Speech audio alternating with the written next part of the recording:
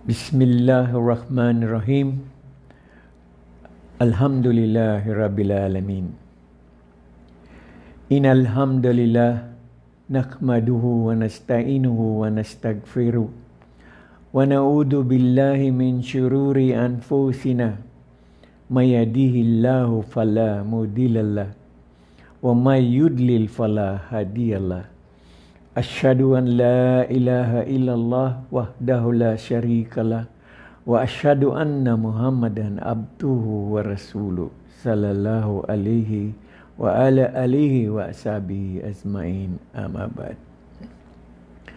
Ang lahat ng pagpupuri at pasasalamat ay tanging sa Allah subhanahu wa ta'ala, ang nag-iisang tagapaglikha ng buong sanlibutan. Naway ang kapayapaan ng Allah ay mapasa kanyang propita na si Muhammad sallallahu alaihi wasallam. Tayo ay sumamba lamang sa Allah at tayo ay dapat humingi ng kapatawaran ng ating mga pagkakasala at sa Kanya lamang tayo dapat humingi ng patnubay laban sa isinumpang si Satanas. At sa Kanya din tayo dapat magpapakupkup laban sa kasamaan ng ating mga sarili at mga gawa. Sino man ang may gabay mula sa Allah, walang makapagliligaw sa Kanya.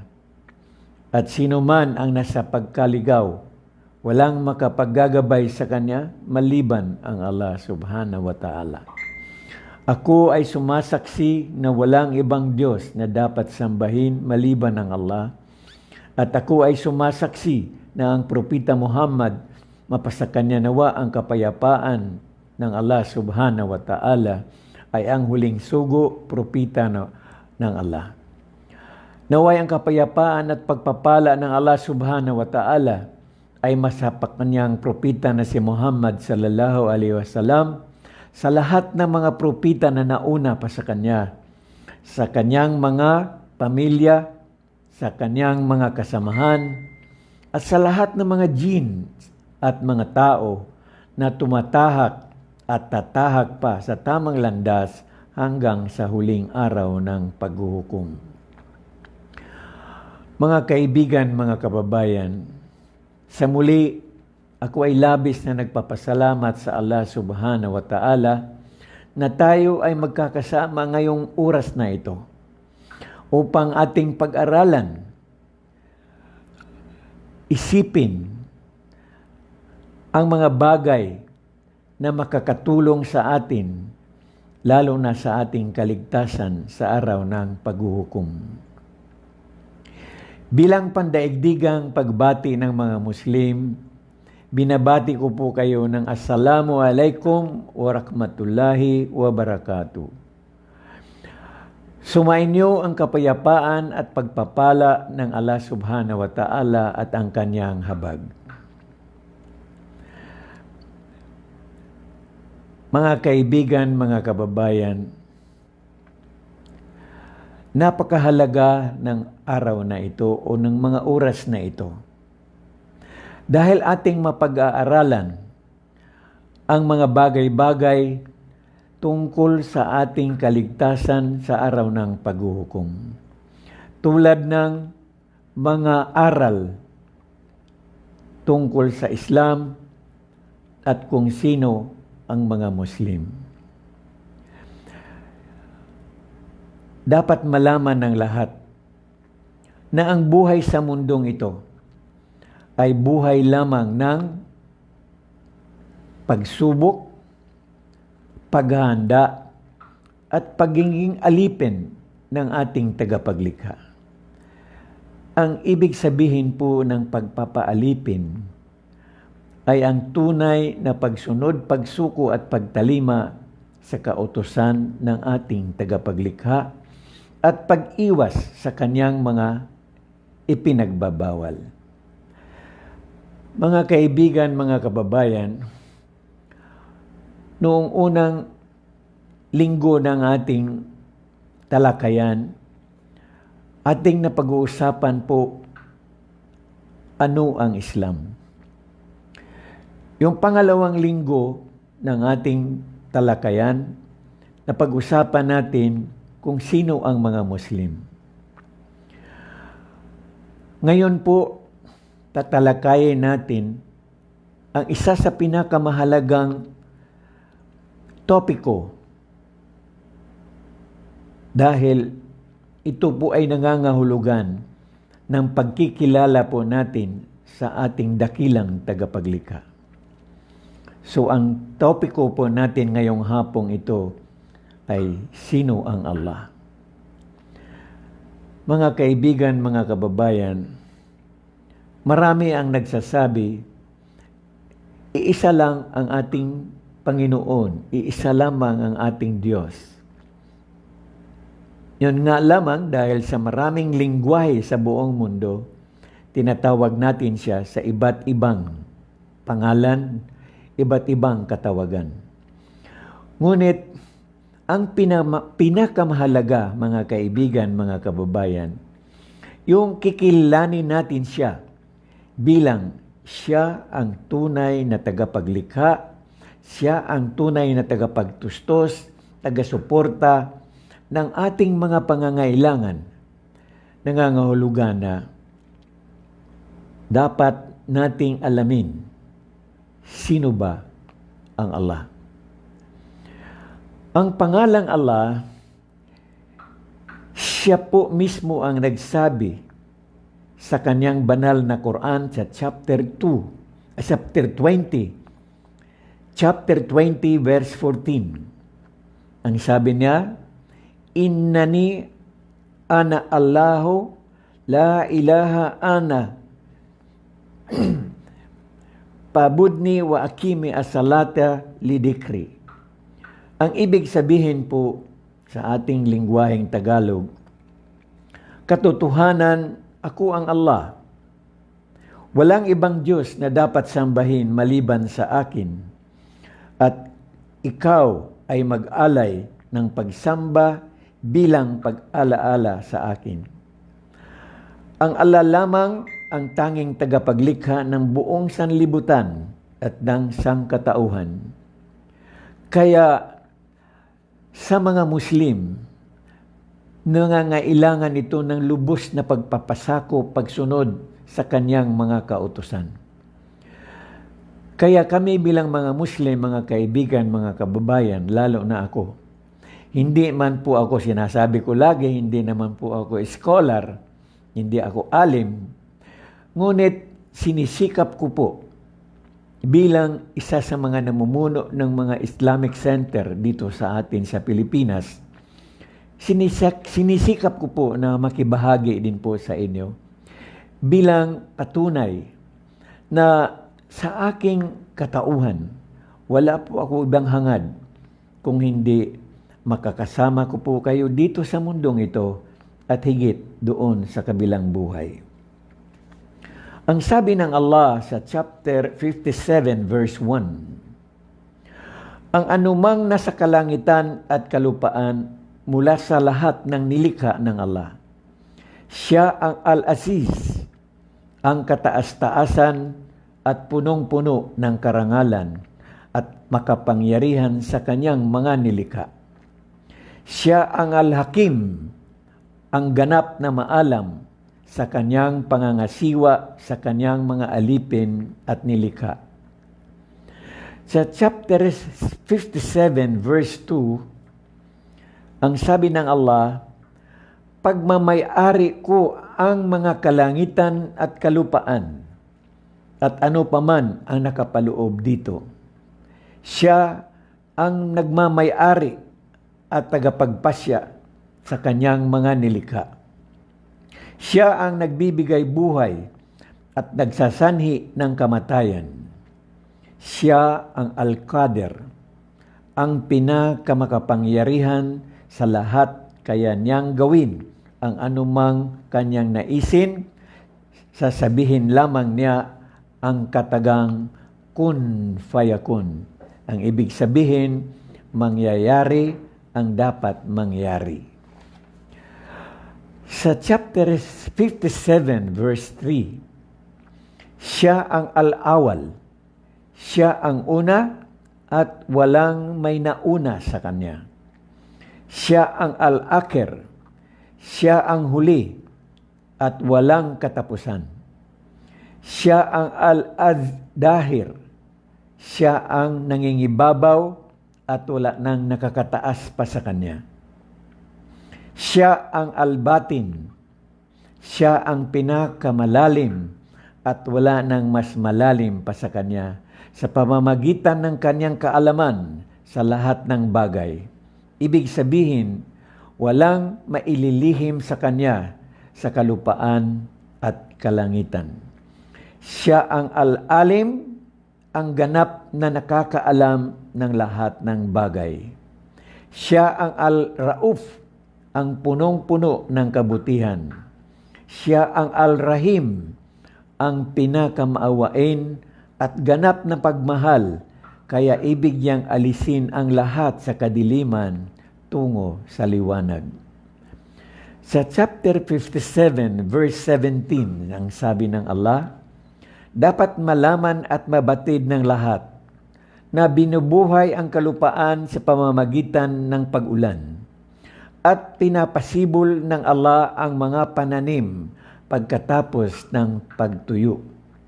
Ganyan din ang kanyang kapangyarihan sa pagbuhay ng patay sa araw ng paghuhukom.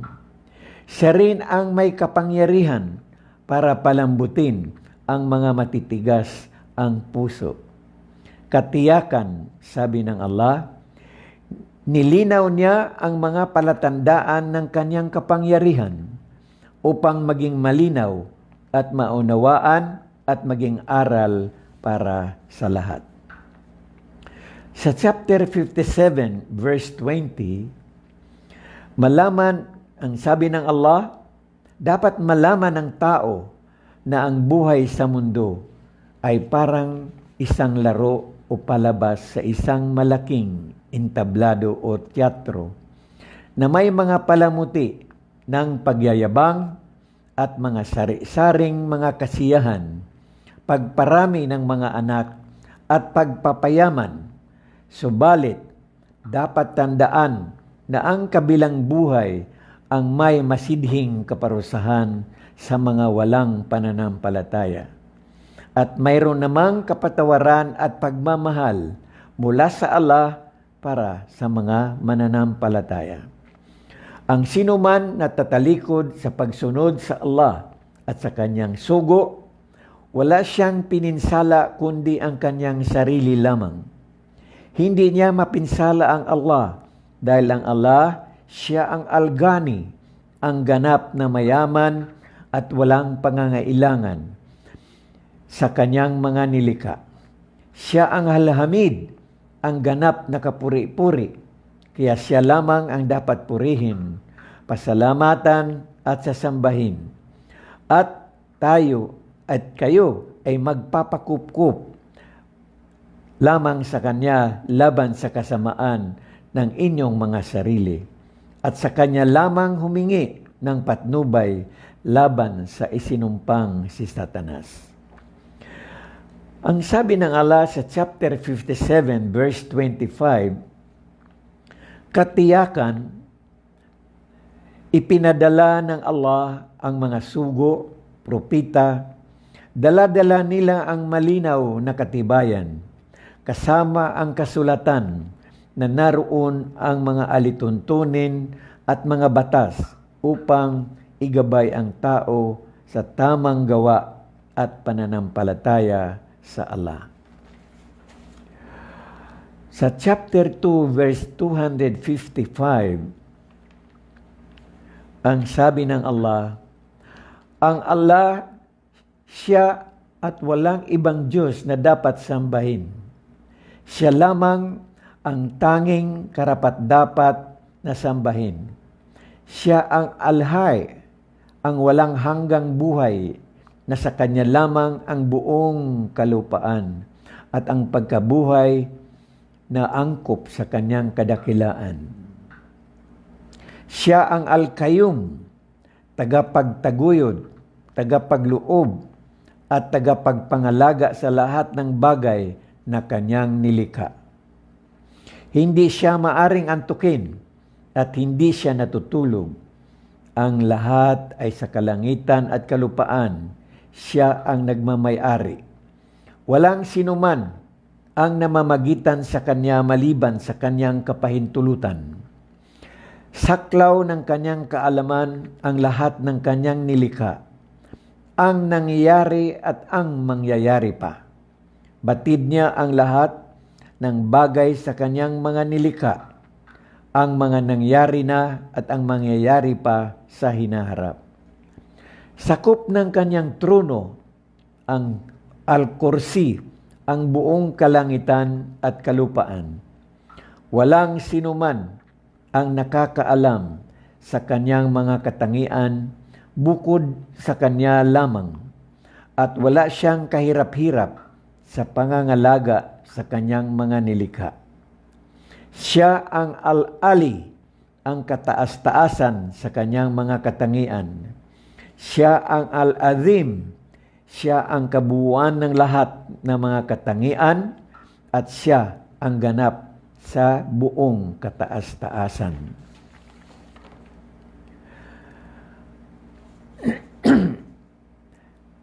Sa chapter 87 verse 1 to 19, ang sabi ng Allah, luwalhatiin mo ang pangalan ng iyong Rab o ng iyong Panginoon. Angkop sa kanyang kadakilaan na siya ang lumikha ng lahat at ginawa niyang ganap ang kanyang paglikha at itinakda niya ang lahat tungo sa kung ano ang karapat-dapat. Siya ang nagpapatubo ng mga pananim. Walang pag-aalinlangan o Muhammad na mabibigkas mo ang banal na Quran at hindi mo ito malilimutan. Katiyakan na batid niya ang anumang lantad na salita o gawa at ang anumang lihim na mga gawa. Ipagkaloob ng Allah ang pagiging madali ang lahat para sa iyo. Hinggil sa buhay, kabilang na dito ang mga tungkulin sa pagparating ng mensahe at ginawa niya para sa iyo ang iyong relihiyon bilang patnubay. Kaya pangaralan mo ang iyong sambayanan sa pamamagitan ng dakilang Quran dahil ito ang kapakapakinabang para sa kanila. Ang pagpapaalaala ay ipinag-uutos kahit walang makikinabang dahil ang gabay ay nasa pagtatangan ng kalooban ng Allah. At wala kang tungkulin ang iparating lamang ito. Ang makikinabang ng aral na ito ay ang sinumang may takot sa kanyang Rab o ng kanyang Panginoon. At ang lalayo naman sa paalaalang ito, ang sinumang hindi natatakot sa kanyang Rab o kanyang Panginoon at katayakang papasok siya sa matinding parusa ng impyernong apoy magpakailanman. Katiyakan, magtatagumpay ang sinuman na malinis ang kanyang sarili sa masasamang pag-uugali at inaalaala ng kanyang sarili ang kaisahan ng Allah at gumawa ng kalugod-lugod na gawain sa pagdarasal sa tamang oras, pagsunod sa batas ng Allah subhanahu wa ta'ala. Katiyakan kayong mga tao, mas inuuna pa ninyo ang kinang na makamundong buhay sa daigdig kaysa walang hanggang kaligayahan sa kabilang buhay. At ang kabilang buhay as mas higit na mabuti kaysa daigdig. Katiyakan, ang anumang inihayag ng Allah sa inyo sa kabanatang ito na niitala rin sa mga naunang kasulatan, ipinahayag din ito bago ang Quran sa kasulatan ni na Propeta Ibrahim at Propeta Musa. Sa chapter 88, from verse 1 to 26, ang sabi ng Allah, mayroon bang dumating sa inyong kwento hinggil sa kagimbal-gimbal na araw?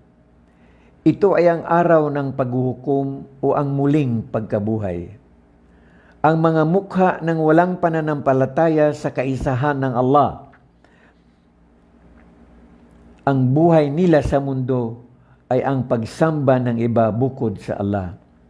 Siya ay susunugin sa naglalagablab na apoy at ang kanilang inumin ay mula sa kumukulong bukal na napakatindi ang init at ang pagkain sa impyerno ay mula sa matinik na halaman at ito ay nakakalason at hindi makapagbibigay ng kapakinabangan at hindi mapapawi ang gutom at uhaw.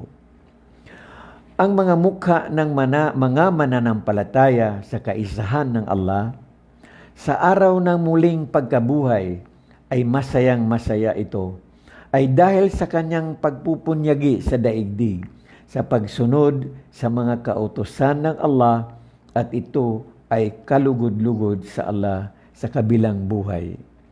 At sila ay nasa mataas na antas ng paraiso ng ating tagapaglikha ang Allah subhanahu wa ta'ala.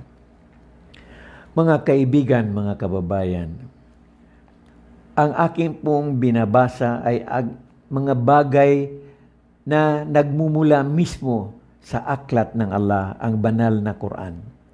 Ito po ang tatalakayin natin sa susunod na linggo after po ng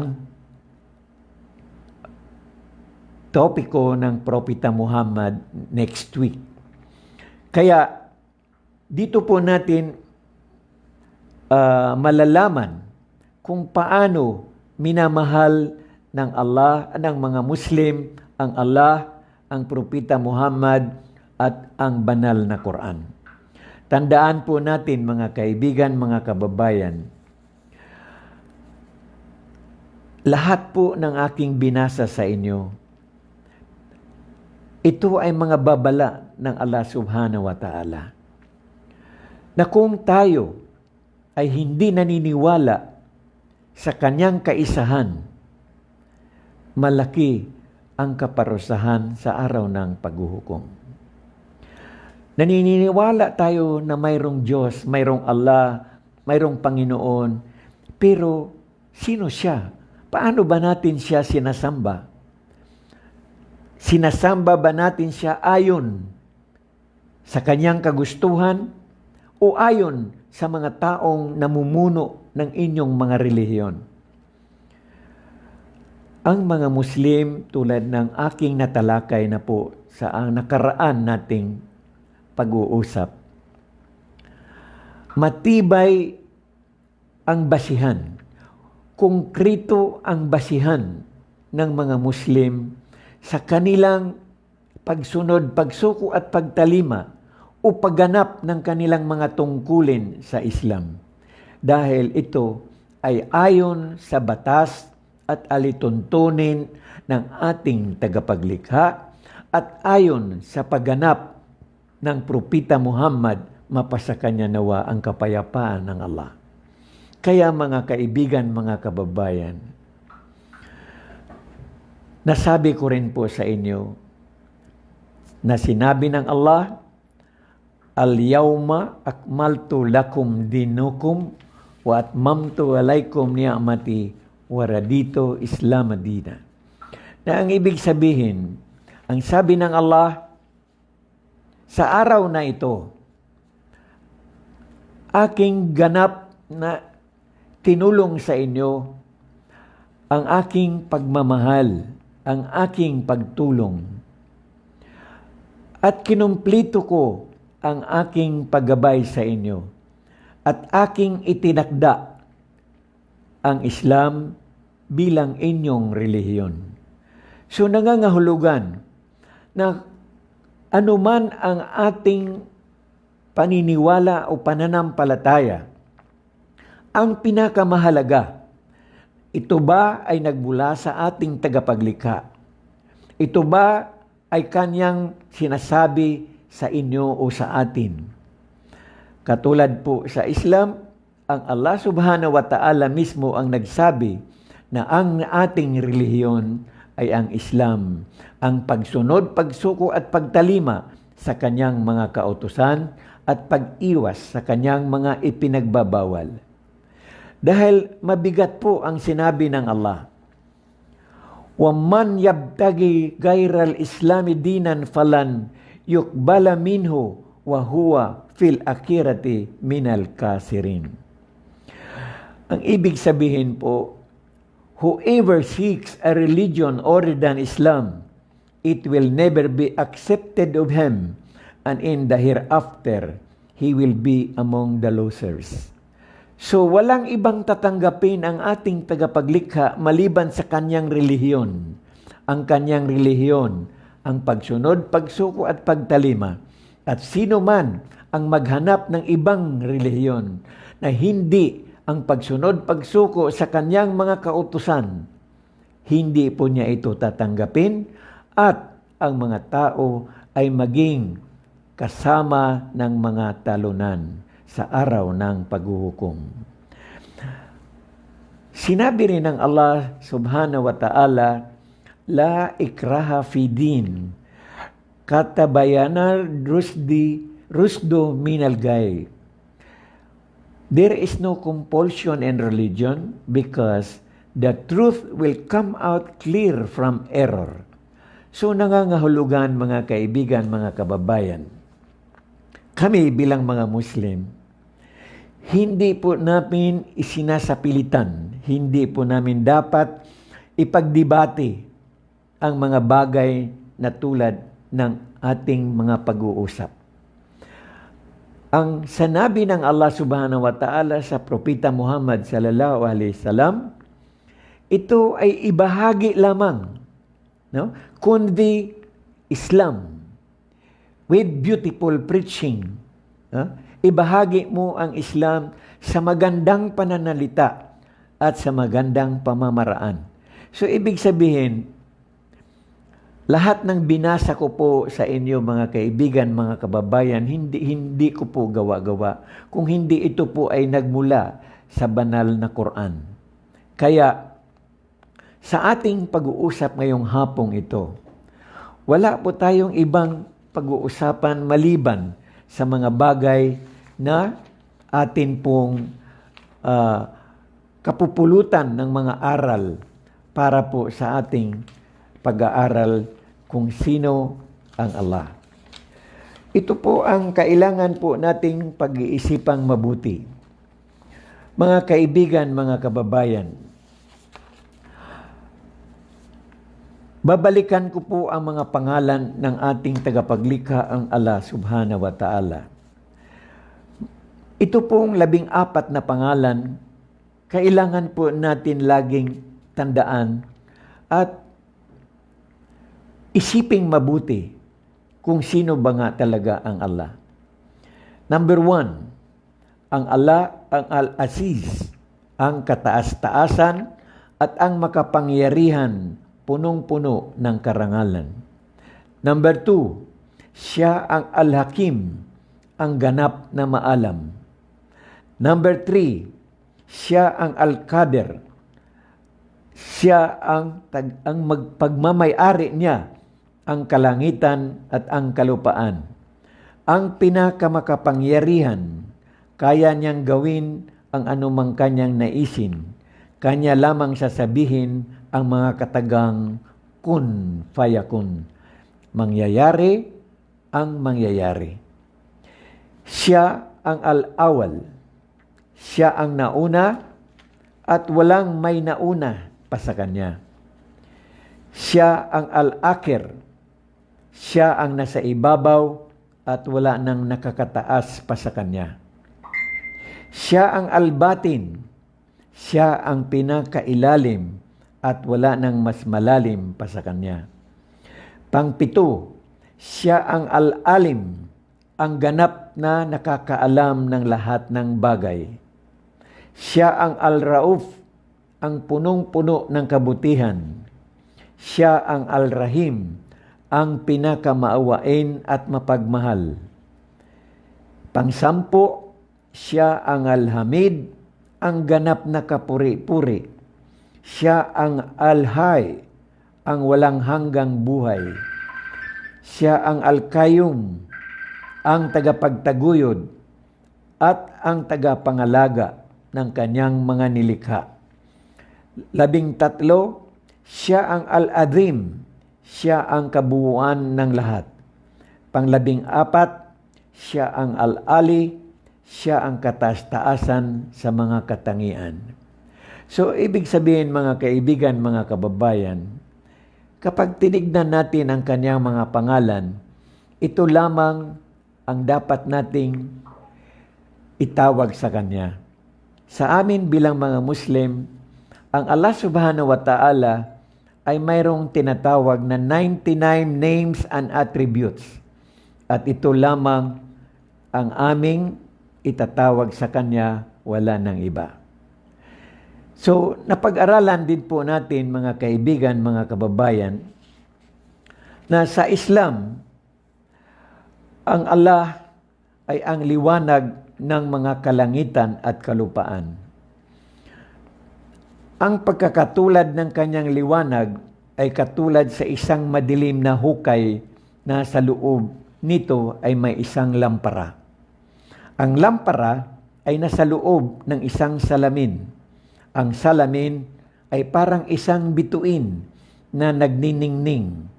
Sinisindihan mula sa pinagpalang puno ng oliba. Wala ito sa silangan maging sa kanluran na ang langis nito ay halos namumula sa pagliyab.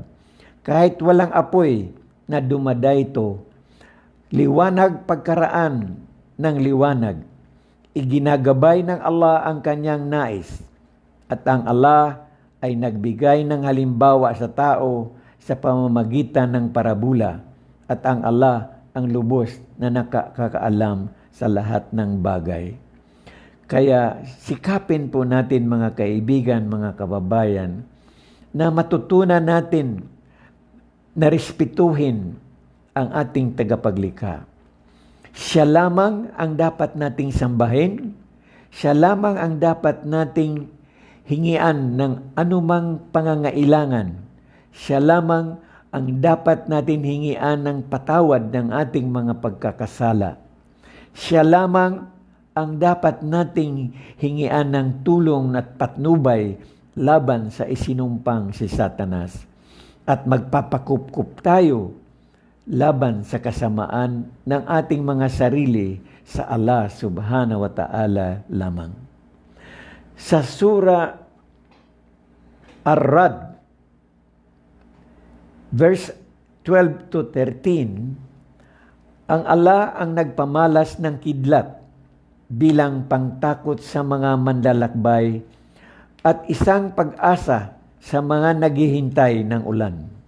Siya ang nagpasimula ng ulap na may dalang tubig ulan. Ang kulog at kidlat, may pinatatamaan siya kung sino man ang kanyang naisin. Sa chapter 71,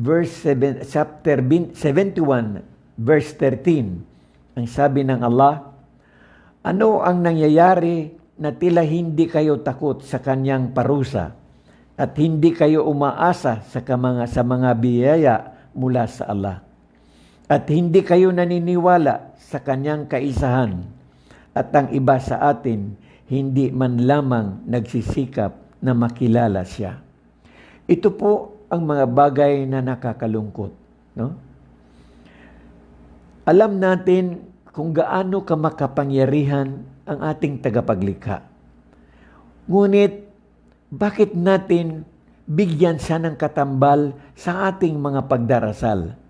Bakit binibigyan natin ng pahalaga ang mga taong nilikha lamang niya? Bakit hindi natin idiretso ang ating mga pagdasal, ang ating paghingi ng awa at habag sa Kanya? Dahil siya lamang ang naghigit ang may higit na karapatan sa mga bagay na ito. Sa amin bilang mga Muslim, ito po ang tinatawag na tauhid, kaisahan ng ating tagapaglikha. Number 1, sa kanyang pagkapanginoon. Yan po ang tinatawag sa Arabic na tauhid ar-rububiyya. Siya lamang at wala ng iba. Tauhid al-uluhiyya. Siya lamang ang dapat sambahin at wala ng iba. Ito ang pagkakaisa ng mga Muslim. Walang ibang sinasamba maliban ang ating tagapaglikha.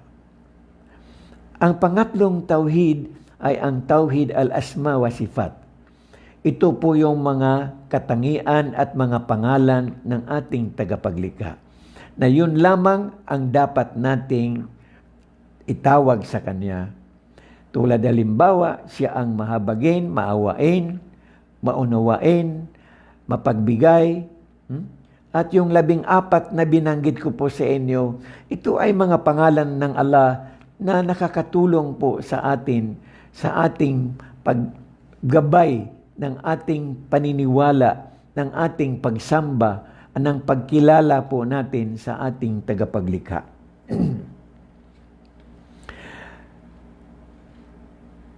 Sa Surah Al-Naml, chapter 27, verse 60, ang sabi ng Allah, ang Allah ang lumikha ng kalangitan at kalupaan at nagpadala ng tubig ulan mula sa himpapawid upang pasibulin ang mga halaman ng punong-puno ng ganda.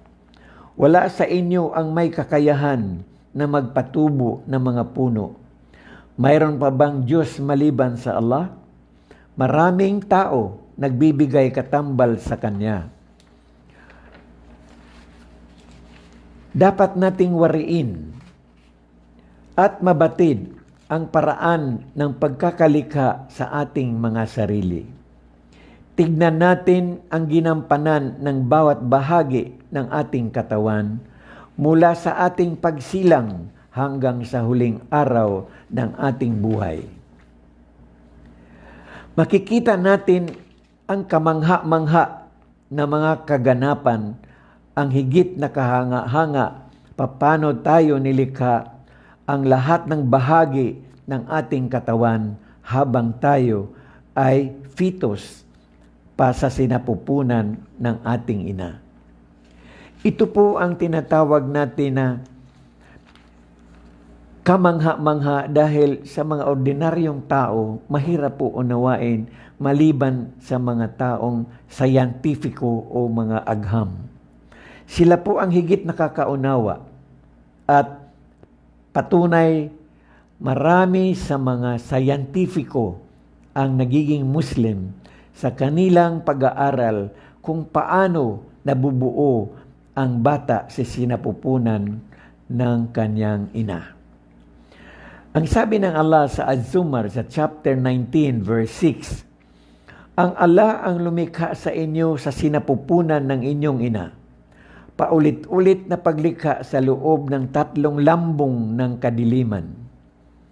Unang lambong sa loob ng plasinta, naglalaman ng pinagsamang punla sa simula pa lamang. Pagkatapos ay naging namuong bagay at nagkaroon ng buto hanggang naging ganap na sanggol.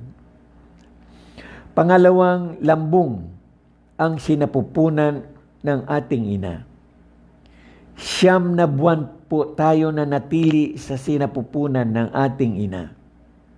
At ang pangatlong lambong, ang mismong balat ng tiyan ng ating ina. Paano nabuo ang punla?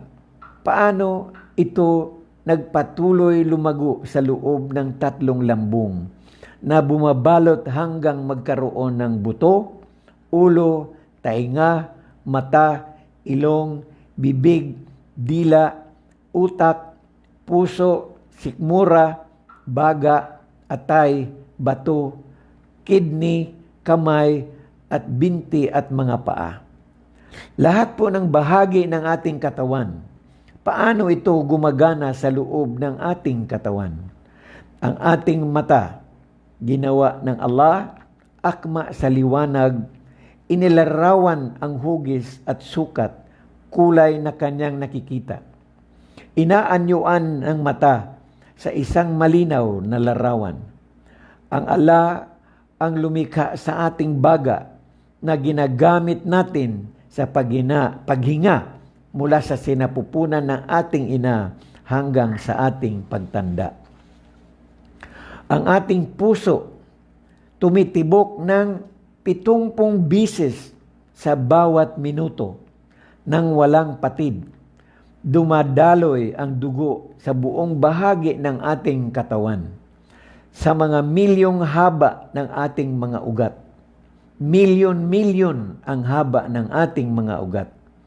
Ang ating utak, ito ay kinabibilangan ng maraming bahagi.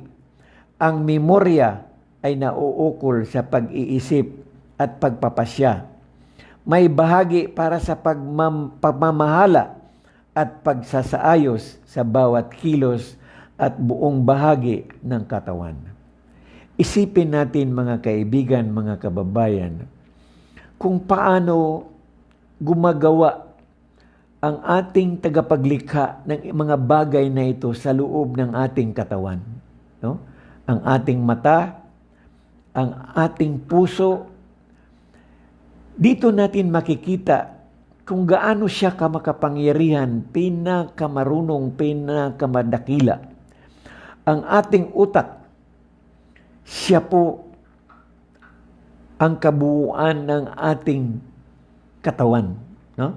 Siya ang nagsasalin ng 5 uri ng pandamdam na naghatid sa utak. Tulad ng tunog mula sa tainga, paningin mula sa mata, pangamoy mula sa ilong, palasa mula sa dila, pandama mula sa balat. Itong lahat ng ito makikita po natin na konektado pala lahat sa ating utak. Kaya, alam nyo mga kaibigan, mga kababayan, mayroong isang pangyayari sa aking buhay nang ang aking kapatid ay nagkasakit ng tinatawag na myasthenia gravis, na ang sabi sa akin ng doktor, ang kanyang utak ay hindi na konektado sa kanyang respiratory system. Kaya po hindi na siya makahinga. So doon ako nagtaka. Paano nagiging konektado ang respiratory sa utak?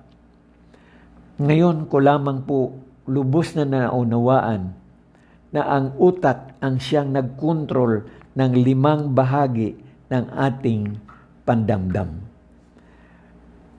Tunog mula sa tainga, paningin mula sa mata, pangamoy mula sa ilong, palasa mula sa dila, pandama mula sa balat.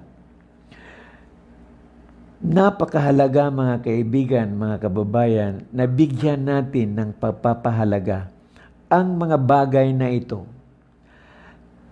Nakikita natin ang kadakalaan ng ating tagapaglikha sa ating katawan. Paano siya kamakapangyarihan? Paano niya ginampanan lahat ng ito? Walang ibang makakagawa nito maliban sa Kanya. Kaya mga kaibigan, mga kababayan,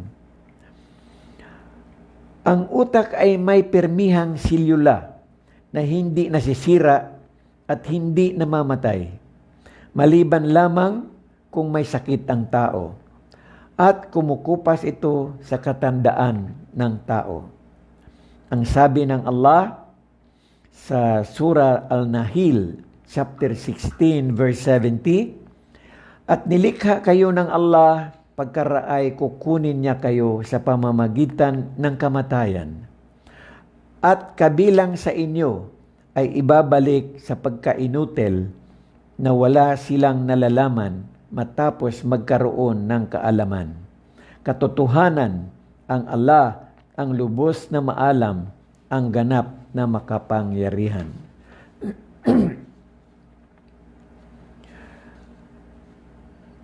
Mga kaibigan, mga kababayan, ako po sa kunting maiambag ko po, ako po ay talagang naninikluhod sa inyo. Pag-aralan po ninyong mabuti ang mga katuruan sa Islam. Dito po ninyo matutunghayan ang mga bagay na may katotohanan na masasabi natin na nagmula sa ating tagapaglikha at ito ay ginampanan ng Propeta Muhammad sallallahu alaihi wasallam. Kanya tayong iginagabay sa mga dapat nating gawin para sa ating kaligtasan sa buhay na walang hanggan. Mga kaibigan, mga kababayan, uulitin ko po, ang buhay sa mundo ay buhay ng pagsubok, buhay ng paghahanda, at buhay ng pagpaalipin sa ating tagapaglikha. Paano magagawa ang pagiging alipin kung hindi mo tanggap ang kanyang kaluwalhatian, ang kanyang kapangyarihan? Kailangan, mga kaibigan, mga kababayan, damhin natin sa ating mga sarili ang katotohanan na tayo ay nilikha lamang. Mayroong naglumikha sa atin at ang ating tagapaglikha ay hindi po siya katulad ng kanyang mga nilikha. Kaya ang sabi ng Allah, Kul Bismillahirrahmanirrahim, sa ngalan ng Allah, Kul huwallahu ahad, Allahu samad, lam yalid walam yulad, walam yakun lahu kufuwan ahad. Sabihin mo, O Muhammad, ang Allah ay tanging nag-iisa. Siya ang pinakadakila. Hindi siya ipinanganak at hindi siya nanganganak. At sa Kanya ay walang katulad. Mga kaibigan, mga kababayan, ito po ang mga kadahilanan kung bakit ako po sa aking abang natutunan ay pinipilit ko po talagang maibahagi sa inyo anuman ang aking magagawa upang tayong lahat ay makamtan natin ang kaligtasan ng ating mga kaluluwa sa araw ng paghuhukom. Tignan po natin, mga kaibigan, mga kababayan. Nag-iisa ang Allah. Siya lamang at wala ng iba. Ngunit higit na mas marami sa atin ngayon ang naniniwala na ang Allah, ang Diyos, ay nag-iisa, ngunit may 3 persona. Ano po ang nangyayari sa ating paniniwala? Dahil sa ito ay sinabi ng namumuno, gawin natin, mga kaibigan, mga kababayan. Ito ang kahalagahan ng sinasabi natin na ang banal na Quran ay kailangan po nating panghawakan. Dahil maliwanag ang sabi ng Allah sa Propeta Muhammad sallallahu alaihi wasallam, 2 ang iiwan ko sa inyo. Ito ang sabi ng Propeta Muhammad nung siya'y namamaalam. 2 ang iiwan ko sa inyo. Ang salita ng Allah, ang banal na Quran, at ang aking mga gawa o salita, ang hadith ng Propeta Muhammad sallallahu alaihi wasallam. Kaya dito po natin matutunghayan ang kaibahan ng pananampalataya sa Islam. Kaya aking hinihingi sa inyong lahat, mga kaibigan, mga kababayan, huwag ninyong husgahan ang Islam sa nakikita ninyong masama na mga bagay o pag-uugali ng isang tao na nagsasabi na siya ay Muslim, ngunit lihis naman sa katuruan ng Islam ang kanyang ginagawa. Mga kaibigan, mga kababayan, ang buhay sa mundo ay pagsubok. Nakikita naman po natin, anuman ang katayuan natin sa buhay na ito, mayaman ka man, mahirap ka man, pariho lamang yan na pagsubok. Mayaman ka, masaya ka dahil lahat ay nakakamtan mo. Ngunit ang nakakatakot sa katayuan ng isang mayaman, ang hindi niya makikilala ang kanyang tagapaglikha. Ito ang nakakatakot sa kadahilanan na sa iyong pagharap sa Allah subhanahu wa ta'ala sa araw ng paghuhukom, marami ang dapat mong ipapaliwanag. Kaya nga ang sabi ni Propeta Jesus, it is impossible for a rich man to enter paradise compared to a camel entering the eye of a needle. So, makikita po natin ang mga bagay-bagay, mga kaibigan, mga kababayan. Dahil kung ikaw ay mayaman, napakaswerte mo na, napakasiligaya mo na, lahat ay nasa sayo. Lalo na kapag alam mo na ang yaman mo ay ipinagkakatiwala lamang para sayo.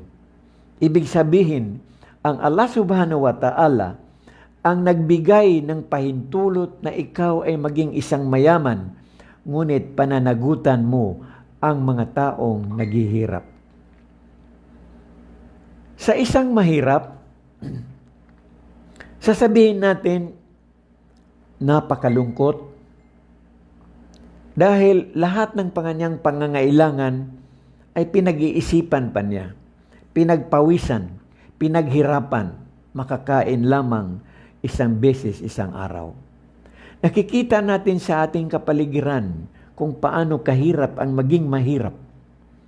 Ngunit kung naunawaan lamang ng isang mahirap, ang kanyang kahirapan ay bunga ng kanyang katamaran, bunga ng kanyang pagpapabaya, bunga ng lahat ng kanyang mga bagay na hindi dapat gawin ay kanyang ginawa. Nangangahulugan, sa kanyang paghihirap, walang ibang sisihin kung hindi siya sa kanyang sarili. Kung ang Allah subhanahu wa ta'ala mismo ang nagkaloob ng kanyang kahirapan at magkaroon siya ng tinatawag na sabr, patience, ibig sabihin po, siya ang pinakamamahal ng ating tagapaglikha. Siya ay haharap sa Allah. Wala po siyang kadala-dala kung hindi ang kanyang pagtitiis, ang kanyang paghihirap, at ang lahat ng mga bagay na kalugod-lugod sa ating tagapaglikha, lalong-lalo na po ang kanyang pagsamba, ang kanyang paniniwala sa kaisahan ng ating tagapaglikha. Mga kaibigan, mga kababayan, sabi ng Allah, maging kasing dami ng bula ng dagat ang inyong kasalanan, huwag kayong maging malungkot. Lahat ng yan ay napapatawad ng Allah. Ang kasalanan na hindi niya napapatawad ay isa lamang. Ito yung hindi mo pagkilala sa Kanya na siya lamang ay tanging nag-iisa. Hindi mo siya sinasamba na siya lamang. Hindi mo siya hinihingian ng pagkakataon na nangailangan ka na siya lamang. Mga kaibigan, mga kababayan, ang kasalanan na hindi napapatawad ng ating tagapaglikha, ang sumamba ka ng iba maliban sa Kanya. Hindi po mahirap unawain ang mga katuroang ito. Isipin na lamang natin kung paano nilikha ng ating tagapaglikha ang sandaigdigan, ang sanlibutan. Tignan natin ang kalawakan. Nandyan ang mga bituin, ang mga planeta. Wala po silang mga tali. Wala po silang kung anong mga bagay na nakita natin. Ngunit dahil sa kapangyarihan ng Allah, sila ay nakalutang sa kalawakan. Ang mga buntala sa kalangitan, milyon, bilyon ang dami. Ngunit makikita po natin na sila ay tunay na sumusunod, sumusuko, tumatalima sa kautusan ng ating tagapaglikha. Yun po ang batas ng ating tagapaglikha na tinatawag po natin the natural law of God. Dito sa ating kapaligiran, makikita po natin na kung ang ating pagsamba sa ating tagapaglikha, pagkilala sa Kanya na Siya lamang at wala ng iba, yan ang buong katuruan ng Islam. Uulitin ko po mga kaibigan, mga kababayan, hindi man po ako isang scholar, pero nararamdaman ko po ang kahalagahan ng ating kaligtasan sa araw ng paghuhukom.